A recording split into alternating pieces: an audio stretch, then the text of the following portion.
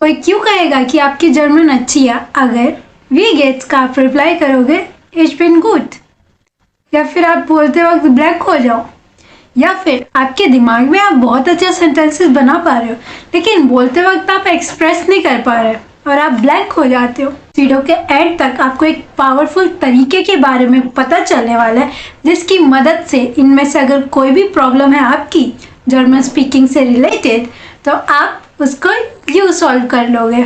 शर्त यह है कि आपको ये रेगुलर करना पड़ेगा। आपके 24 घंटे में से ये 10 मिनट जो आप निकालने वाले हो उसमें सिर्फ हमारा फोकस होगा कि कैसे आपकी जर्मन स्पीकिंग स्किल इम्प्रूव हो और आप फ्लुएंट जर्मन बोल पाओ।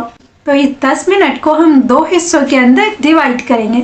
सबसे पहले हिस्से के अंदर होगा राइटिंग और दूसरे हिस्से के अंदर होगा स्पीकिंग।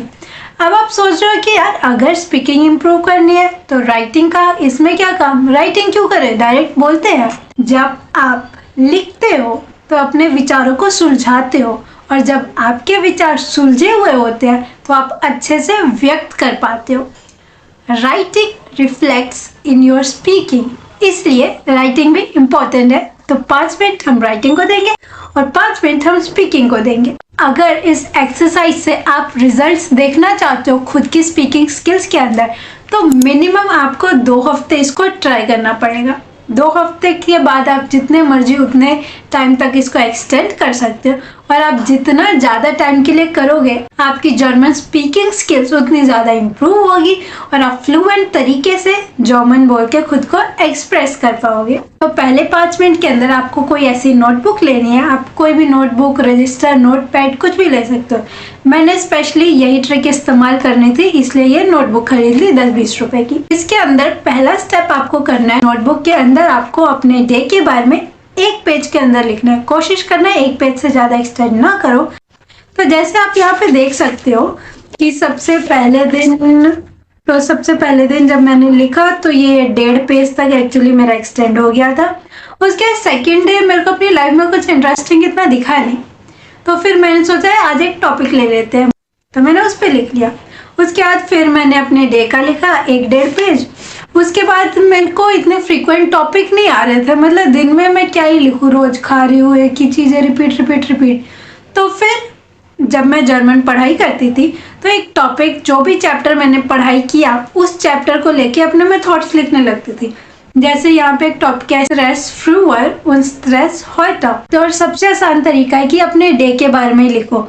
आप अपने डे के बारे में पूरा लिख सकते हो या फिर डे का कोई एक फेज लेके उसके बारे में लिख सकते हो। आपने क्या किया, आपने कुछ नया सीखा या कोई इंटरेस्टिंग चीज आपके साथ हुई, कोई न्यू एक्सपीरियंस या फिर कोई आपको न्यू थॉट्स आए, कुछ नया सीखने को मिला, आप कुछ भी लिख सकते हो।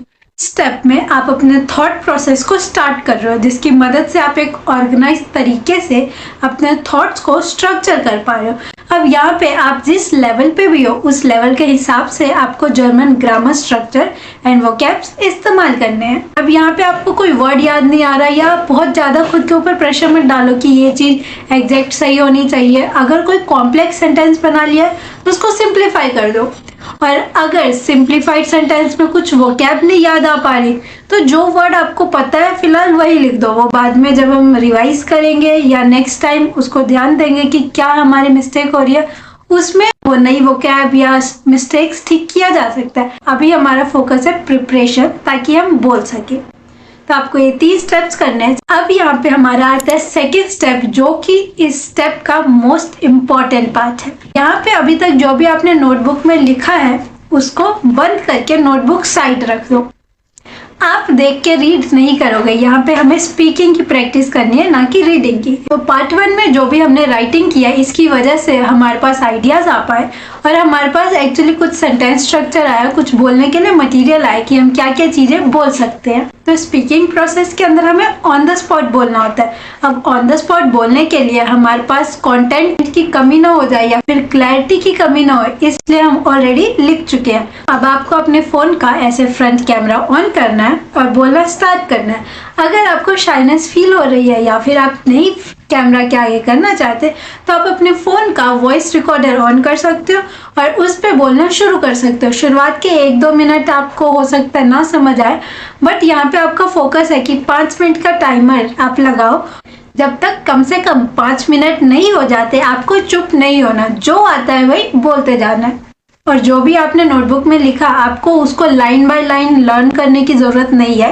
यहाँ पे हम कोई स्पीच नहीं दे रहे, हमारा लिखने का मेन पर्पस था हमारे माइंड में क्लटर है वो ऑर्गेनाइज हो जाए और हमारे पास कुछ आइडियाज आ जाए जिसके ऊपर हम बोल सकते हैं। शुरुआत के आप 2 से 4 दिन करोगे तब आप बहुत सारे बीच बीच में पॉजेस लेने वाले हो, बट इट्स ओके। आपको फोकस करना है कि रोज पिछले दिन से थोड़ा बेटर, पिछले दिन से थोड़ा बेटर, ऐसे करते करते आप 2 हफ्ते बाद जब अपनी प्रोग्रेस नोटिस करोगे तो आपको एक बड़ा डिफरेंस देखने को मिलेगा अपने फ्लुएंसी में। अगर आपको ये 10 मिनट भी ज्यादा लग रहा है, नहीं निकाल पा रहे तो मे बी आप राइटिंग स्टेप स्किप कर सकते हो, बट ये सेकेंड रिकॉर्डिंग बोलने वाला स्टेप आपको बिल्कुल भी मिस नहीं करना अगर आप चाहते हो कि आप जर्मन फ्लुएंटली बोल पाओ।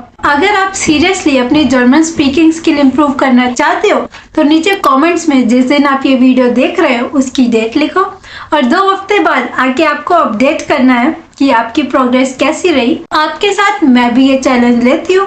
वैसे तो मैंने स्टार्ट किया था फिर बीच में पॉज ले लिया था कुछ हफ्ते करने के बाद, बट मैं भी आपके साथ ये स्टार्ट करने वाली हूँ और 2 हफ्ते बाद कम्युनिटी पोस्ट पे इसका अपडेट आपको मिलने वाला है इसी नोटबुक के अंदर। कमेंट्स में बताएं कि क्या आप ये चैलेंज लेंगे। तो इस वीडियो को लाइक करें और अपने जर्मन लर्नर फ्रेंड्स के साथ शेयर करें और साथ में ये चैलेंज का एक्सेप्ट करके अपनी जर्मन इम्प्रूव करते हैं।